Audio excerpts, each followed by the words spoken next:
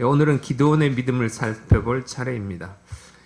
기드온은 사사기 6장에서 8장까지 등장하는 이스라엘의 5번째 사사입니다.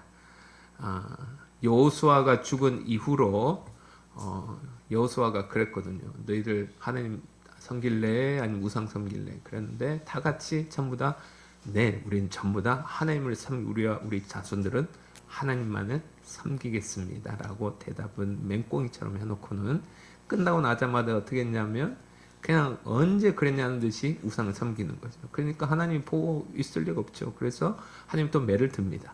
그래서 이방 민족이 쳐들어오게 만들어요. 그러면 또 아우 잘못했어요 회개하죠. 그러면 또 하나님이 사사를 세워서 이방 민족을 물리칩니다. 이것을 몇 번 반복을 했냐면 4번이나 반복을 했어요. 그러니까 이스라엘 백성들도 참 죄송합니다. 미련 맞은 게 이제 한두 번이면 깨달아야지. 깨달아야 되는데 깨닫지 못하고 또 그러고 또 그러고 또 그러고 우리가 우상 섬기면 그 대가가 뭔지 여러분 아십니까 모르십니까? 아시죠? 알면도 불구하고 또 내 방법대로 내 생각대로 하는 것과 다를 게 하나도 없는 거죠. 그래서 결국 이스라엘 백성들은 4번 동안 또 그렇게 하고 이제 5번째 또 그런 범죄를 통해서 또 하나님의 징벌과 그리고 또 그 가운데 회개가 있었고 그때 세운 사사가 바로 이 기드온인 것입니다. 그래서 이스라엘이 하나님을 떠나 우상을 섬기자 하나님은 미디안 사람들에게 그들을 넘기셨어요. 그리고 미디안은 7년 동안 이스라엘의 곡식을 빼앗고 그 땅을 황폐하게 만들었습니다. 과연 그렇다면 그 와중에 하나님께서 다시 이스라엘 백성들을 회복시키기 위해서 세운 이 기드온이라고 하는 사람은 도대체 어떤 사람이냐? 성경의 기드온이 어떤 사람인지 보여주는 장면이 하나 딱 나옵니다. 사사기 6장 11절 말씀을 찾아볼까요? 같이 찾아보죠. 사사기 6장 11절 11절 시작. 사자가 아비에셀 사람 요아스에게 속한 오브라에 이르러 상수리 나무 아래에 앉으니라. 마침 요아스의 아들 기드온이 미디안 사람에게 알리지 아니하려 하여 밀을 포도주 틀에서 타작하더니 했어요. 당시 미디안 사람들은 이스라엘 백성이 수확할 때마다 약탈하러 와요. 그래서 곡식도 뺏어가고 짐승, 양까지 모두 다 뺏어갔습니다. 그래서 사람들은 들키지 않기 위해서 동굴, 그리고 산성, 그리고 은밀한 곳에 숨어서 농사를 지었어요. 그래서 기드온도 들판에서 타작하면 금방 들키기 때문에 포도주 틀이면 포도즙을 짜는 움푹한 구덩이를 말합니다. 그래서 그 포도주 틀 안으로 들어가 숨어서 타작을 한 것이에요. 그래서 여러분 포도주 틀이 어떤 모양으로 생겼냐면 보통 바위나 땅을 파요 일단. 그리고 움푹한 구덩이를 만들어서 그 윗부분은 이렇게 몽을로 이렇게 덮고 포도를 밟는 자리로 해놓고 아래는 즙이 흘러 들어오는 통으로 이렇게 만들어 놨습니다. 그래서 사각형으로 이렇게 파놓고 그 위에 뭐 이렇게 대 같은 걸 올려놓고 그 위에서 뭐 사람들이 포도를 막 밟는 거죠. 밟으면 거기서 포도주가 내려와서 밑에서 그 통에다 이렇게 받는 형식으로 그렇게 되어 있습니다. 여러분 그 모습을 상상해 보면 대강 어떤 모습으로 이 기드온이 추수했을지가 추측이 되는 거죠. 그러니까 그 좁은 데서 여러분 밀 추수할 때 여러분 우리는 개방된 곳에다가 밀을 이렇게 추수하잖아요. 근데 기드온은 들킬까봐 그 포도주 틀 짜는 그 속에서 조용조용 이렇게 하고 추수를 했다는 거예요. 그러니까 기드온도 뭐 특별할 거라고는 없는 그저 곡식 뺏길까봐 숨어서 하루하루 근근히 살아가는 백성 중에 한 사람이었다. 우리는 그렇게 봅니다. 그런데 천사가 딱 나타난 거예요. 그리고 천사가 뭐라고 딱 한마디 했을까요? 말씀을 보면 12절 6장 12절 말씀 보면 나옵니다. 여호와의 사자가 기드온에게 나타나 이르되 뭐라고요?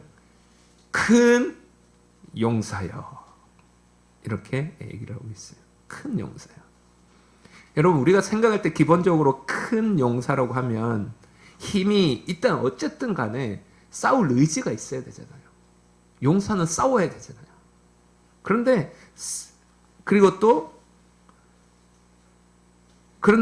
들킬까봐 숨어서 미리나 추수하고 있는 거죠. 힘도 없고 배포도 없고 나라를 위해서 내가 뭔가를 해보리라 하는 의지나 사명감도 전혀 없어요. 없어 보여요. 그러니까 겁도 많고 소심하고 의심도 많고 누가 봐도 절대로 큰 용사감이 아닌 거죠. 우리 옆 사람한테 물어봅시다. 물어보세요. 혹시 당신도 그래요? 물어보세요. 진짜. 혹시 당신도 그래요? 오늘 분위기 이상하네.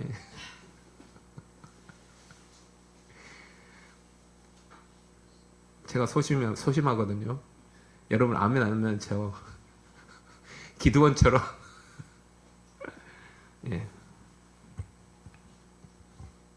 그런데 12절에서 천사가 나타나 기드온에게 맨 처음 한 말이 큰 용사라. 근데 큰 용사라고 부르는 이유가 바로 그 다음에 나옵니다. 뭐라고 천사가 말하고 있냐면 여호와께서 너와 함께 계시도다.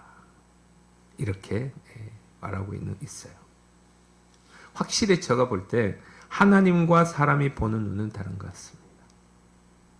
사람 자체로 보면 큰 용사가 아니라 작은 용사에도 못 낄 만큼의 자격 미달이에요. 그러나 기드온이 자격이 되냐 안 되냐는 아무런 상관이 없어요. 하나님이 쓰시겠다고 작정하시면 돌을 들어서라도 찬양하게 하신다고 누가복음 19장 40절에 말씀하고 있습니다. 여러분들은 돌보다 낫잖아요.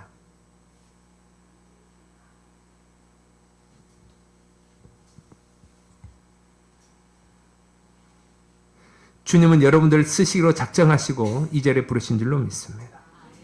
여러분을 부르신 주님이 여러분들을 먼저 세우시고 여러분들을 통하여 많은 영혼들이 세움을 받는 은혜가 임하기를 축복합니다.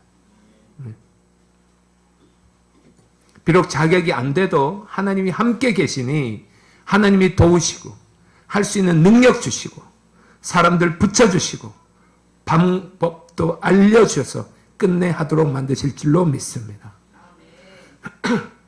여러분들이 어떤 사람인가는 별로 중요하지 않아요. 하나님께 붙들림 받으면 됩니다. 오늘 천사가 말한 것처럼 여호와 하나님이 함께 계심을 믿는 자가 하나님의 손에 붙들림 받게 될 줄 믿습니다. 그러면 왜 천사가 그 많은 말들 중에서 기도원을 딱 보자마자 큰 용사여 말해놓고 가장 먼저 여호와께서 함께 계신다는 말을 했을까요? 그게 기드온에게 있어서 제일 안 되는 부분이기 때문입니다. 제일 안 되는 부분이기 때문에. 오늘 본문 이후에 펼쳐지는 이야기를 쭉 보면 기드온처럼 하나님이 함께 하심을 믿지 못하는 사람도 드물어요. 드물어요. 여러분 죄송합니다. 소신남 찌질이들이 제일 많이 하는 게 뭔지 아십니까? 의심입니다. 의심. 남자가 말이죠. 대범하지 못하고 작은 일에 예민하고 혹시 잘못되면 어떡하냐 예민하고 말이죠. 다시 한번 옆 사람한테 물어보세요. 혹시 당신 아니에요? 물어보세요.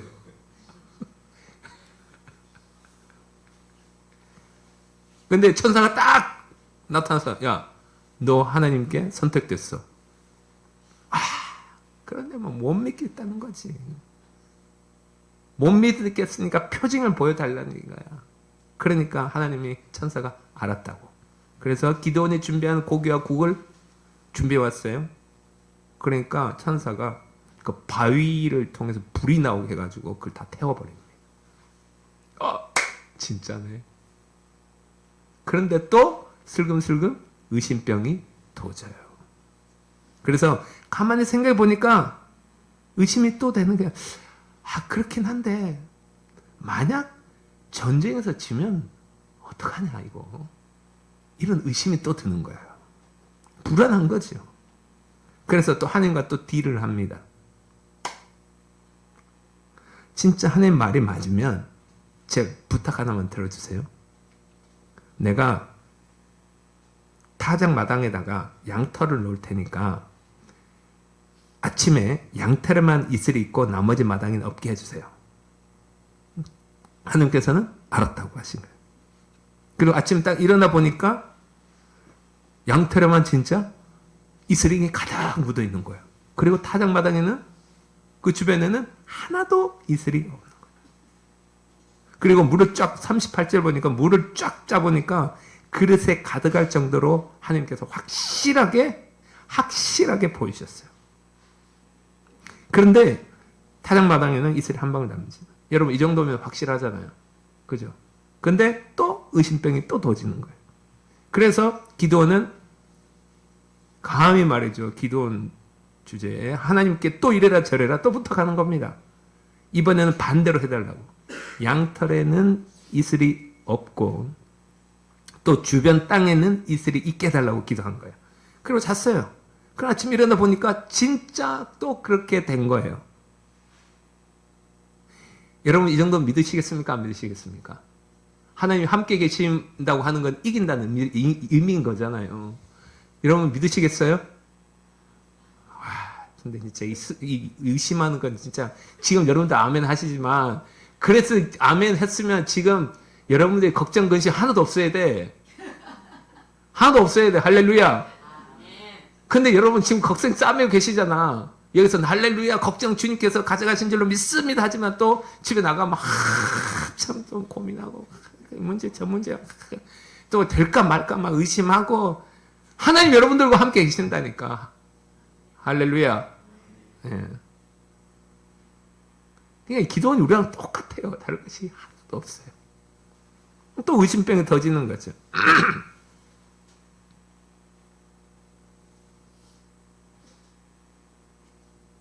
이 정도면 적어도 나는 부족해도 하나님이 함께 하시니 전쟁에서 이기겠다는 믿음을 가질 만도 한데 하나님 딱 기도한 마음을 보니까 아직은 100%가 아니야. 100%가 아니야. 그래서 뭐라고 하시냐면 사사기 7장 9절에서 11절 말씀 다 같이 읽어보겠습니다. 7장 9절에서 11절 시작.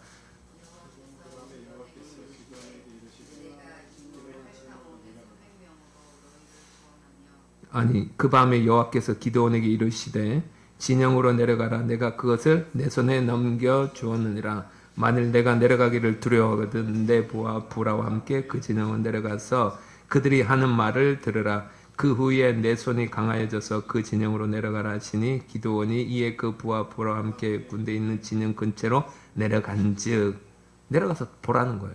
하나님이 내려가서 보라는 거예요. 그래서 조심조심해서 내려가 보니 마침 병사 2명이서 얘기하고 있는 거죠. 그 다음 쭉 나옵니다. 큰일 났다는 거죠. 내가 꿈을 꿨는데 말이지. 큰 떡덩이가 우리 장막으로 와가지고 덮쳤다. 그랬더니 그 옆에 있는 병사가 그러는 거예요. 야, 이거는 기드온이 칼이 우리를 죽이는 꿈이야. 이거는 끝났어. 이 얘기를 기드온과 그 부하가 들은 거예요. 이랬을 때 기드온의 반응이 어땠는지 좀 보시겠습니다. 15절 말씀을 보도록 하겠습니다. 다 같이 읽어보겠어요. 기드온이 그 꿈과 해몽하는 말을 듣고 경배하며 됐습니다. 거기까지. 그 꿈과 해몽을 듣고 어떻게 했다고요? 경배하였다. 이 경배, 이 말이 무슨 말이냐면 진짜 하나님 말이 맞으시네요. 하나님 함께 하시니 이제는 분명히 이길 것이라는 확신이 듭니다. 전능하신 하나님 감사합니다. 바로 이 말인 것입니다. 이 말이 경배합니다라고 표현한 것이에요. 이제 드디어 기드온이 의심의 안개를 드디어 거두는 순간이 바로 이 순간이에요. 이제는 의심의 여지도 없어. 그냥 확실히 그냥 내가 믿음이 확 생기는 것입니다.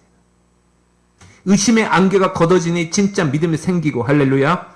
믿음이 생기는 마침내 진정으로 하나님을 경배하게 되었다는 것이. 여러분, 걱정, 근심 안고 잔뜩 안고 어떻게 하나님께 경배 드리는 게 가능하겠습니까? 하나님께 예배 드리면서도 한쪽으로 의심하고 걱정하고 염려하고, 이게 이스라엘 백성들이 하는 행동 아닙니까? 제단에서는 하나님께 예배를 드려야 멋지게 성 드리는데, 여러분 그게 유적으로 나타났다니까요. 하나님께 드리는, 왜냐하면 전부 다 예루살렘으로 제사를 드릴 수 없으니까 각 지역마다 조그맣게 간이 예배소를 만들어 놓고 거기서 예배를 드리고, 근데 그 기퉁에 보니까 요만큼의 조그만 이렇게 있어요. 그게 뭐냐? 우상 제물, 우상들을 담가 놓는 그 곳이 유적으로 발견이 됐다니까요, 여러분. 우리가 하나님을 믿는다고 하지만, 근데 왜 여러분, 왜 그렇게 조그만 구석에다 그걸 놔둬요? 하나님을 섬기면 되지. 놔둬요? 의심이 생기니까. 어?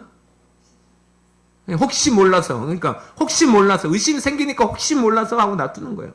걱정이 되면 염려가 되는 거예요. 그러니 하나님 외에 믿을 만한 구석을 만들어 놓는 거예요. 하나님을 경배하면서도 하나님을 못 믿어요.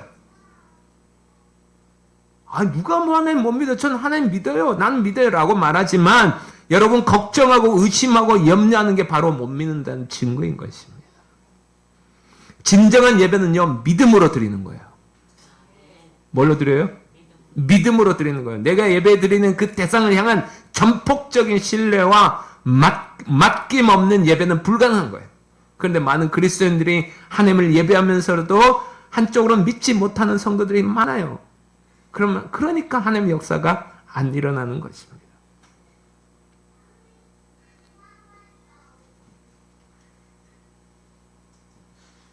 주님은 말세에 믿음을 보겠냐고 말씀하셨어요. 그만큼 믿는 사람들이 겉으로는 안 그런 것 같아도 속으로 하나님을 믿지 못해 의심한 사람들의 마지막 때는 많아질 거다, 이런 뜻입니다. 히브리서 11장 6절에 믿음 없이는 하나님을 기쁘시지 못한다고 했어요. 여러분, 우리가 하나님께 뭘 못 드려서, 뭘 드려서 하나님을 기쁘시게 한다고 착각하면 안 됩니다. 여러분, 그렇다고 안 드리면 안 됩니다. 드리십시오. 헌금도 하시고 물질도 더 드리시고, 안 그러면 교회가 운영이 안 돼요. 큰일 나요. 그러나 그게 여러분 내 마음과는 상관없이 드리면 그게 문제가 된다는 말씀인 것입니다. 그 대표적인 것이 바로 의심이에요. 여러분, 믿지 못해 늘 불안한 마음으로, 걱정하고 염려하는 마음으로 뭘 하든 그걸 정말 하나님이 받으실까요?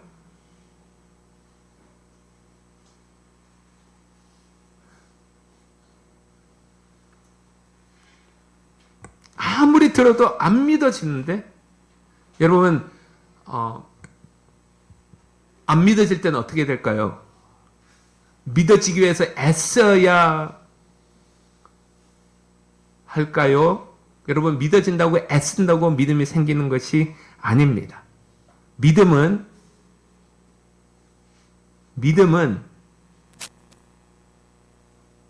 그냥 믿어지는 거예요. 그래서 안 믿어지면 따라보겠습니다. 믿어지게 해달라고 기도하라. 예, 믿어지게 해달라고 기도해야 돼요. 저는 요즘 되어져 가는 일을 보면 하나님이 정말 나와 함께 계심이 안 믿어질래, 안 믿어질 수가 없어요.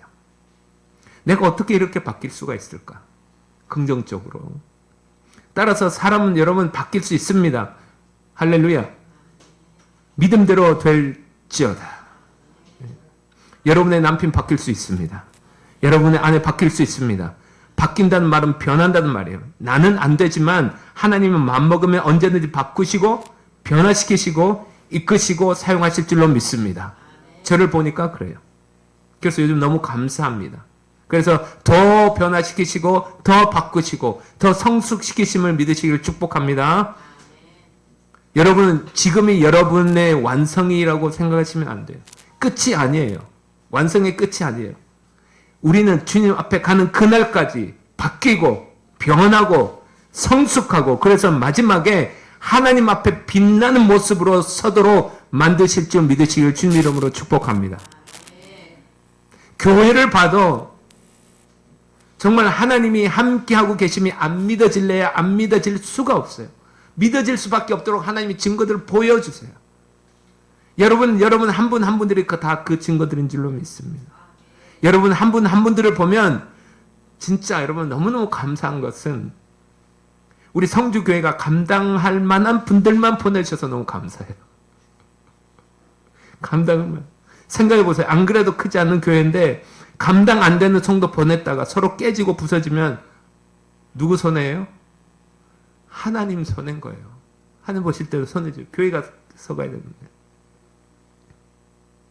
하나님 보실 때 그래 너희 교회는 이 정도 영혼이면 괜찮겠다 계산하시고 보내신 분들이 바로 여러분인 줄로 믿으시길 바랍니다.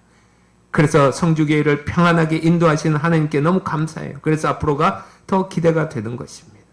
사람을 기대하는 것이 아니라 선하신 그의 뜻을 이루시는 하나님을 기대합니다. 믿음은 믿으려 애써서 얻어지는 것이 아니라 방법은 믿어지게 해달라고 구하는 것이에요. 여러분 기도원이 그랬잖아요. 안 믿어지니까 계속 이렇게 해달라 저렇게 해달라 이렇게 해달라 그렇게 해서 결국 믿어지도록 만들었잖아요.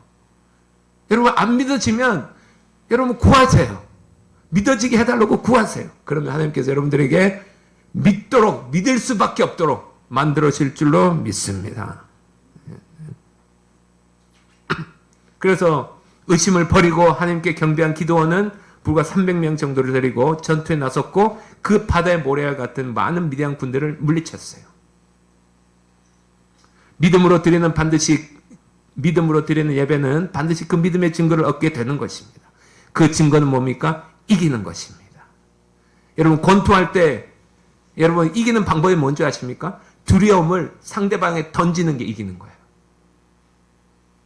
권투할 때나 격투하기 할 때 시합할 때 뭐예요? 기싸움 하잖아요. 눈 크게 뜨고 서로 막 잡아먹을 듯이 막 이렇게 하잖아요. 그러다 둘 중에 누군가가 기싸움에 밀리면 그 경기는 어렵게 풀리는 겁니다. 미디안 군대가 이 기드온이 마음에 있는 두려움을 몰아낼 때 그 두려움은 어디로 갔어요? 미디안에게로 간 것입니다. 우리가 여러분 안에 두려움을 몰아내시길 축복합니다. 그렇지 않으면 그 두려움에 내가 빠질 수 있어요. 마태복음 14장 30절 31절에 바람을 보고 무서워 빠져가는지라 예수께서 즉시 그 손을 내밀어 그를 붙잡으시며 이르되 믿음이 적은 자여 왜 의심하느냐 이렇게 했습니다. 여러분 베드로가 두려움을 몰아내지 못했을 때 그 두려움이 그를 바다에 빠뜨렸던 것입니다. 두려움을 제때 다스리지 않으면 그것이 우리를 삼키게 된다는 것을 믿을 수 있기를 바랍니다. 두려움을 몰아내는 길은 하나밖에 없어요. 믿음을 갖는 것입니다. 여러분의 성향이나 길 별로 중요하지 않아요. 소심해서 아니면 불안해서 어렵다 걱정이 많아서 되는 게 없다 아니에요. 이 모든 것을 한 방에 해결할 수 있는 방법이 있습니다. 그것은 주님 만나는 것입니다. 기도원이 있을 때 그는 별 볼 일 없는 보통 사람이었어요. 그러나 하나님이 그를 만나주셨을 때 그는 그분 안에서 믿음이 생겼고 믿음이 생기자 두려움은 떠나갔고 그리고 그는 진정으로 하나님을 예배할 수 있게 된 것입니다. 그리고 그 결과로 미디안 군대를 물리칠 수 있었던 거예요. 여러분도 기도원처럼 여러분의 삶의 현장에서 주님께 쓰임받기를 축복합니다. 진정한 예배자로 살기를 축복합니다. 그럴 때 규모에 상관없이 필요한 대로 하나님께서 필요한 만큼 승리하는 삶을 살게 해주심을 믿으시기를 축복합니다. 우리 시간 다 같이 기도하십시다. 기도할 때 하나님 나의 성령님께 기도해요. 나의 믿음 없음을 회개하십시다. 그리고 이제는 작은 것이라도 하나님 함께하고 계심을 보여달라고 그래서 믿어지게 해달라고 우리 다 같이 기도하십시다. 그리고 지금까지 의심했던 것 용서해달라고 다 같이 합심으로 1분 동안 기도하도록 하겠습니다. 기도합니다. 살아계신 하나님 아버지 은혜와 사랑은 진심으로 감사를 드립니다. 아버지 오늘 이 시간 주님 앞에 나와서 예배를 드리고 하나님 영광 돌려주신 아버지께 감사를 드립니다. 하나님 아버지 별 볼 일 없는 사람이었지만 하나님이 들어 쓰시니 큰 용서가 되었고 이스라엘 백성들 가운데 하나님 아버지 그를 구원하는 하나님 사사로 쓰임받은 줄로 믿습니다. 하나님 기도하니 아버지 하나님 온전히 그 의심을 몰아내고 아버지 온전히 주님을 믿음으로 나아갈 때 그 진정한 예배가 되었고 그 예배가 바로 큰 능력을 발휘하는 힘이 된 줄로 믿사오니 아버지가 도와주셔서 우리 사랑하는 하나님 백성들 하나님 아버지 믿음을 가지고 나아갈 때 승리하는 역사가 일어나게 도와주시고 하나님 이번 이 동안도 하나님 믿음으로 하나님을 늘 삶의 현장 가운데서 예배하는 모든 심령들 다 되어질 수 있도록 도와주시옵소서. 감사드리며 주님 예수님 이름으로 기도드립니다. 아멘. 감사합니다.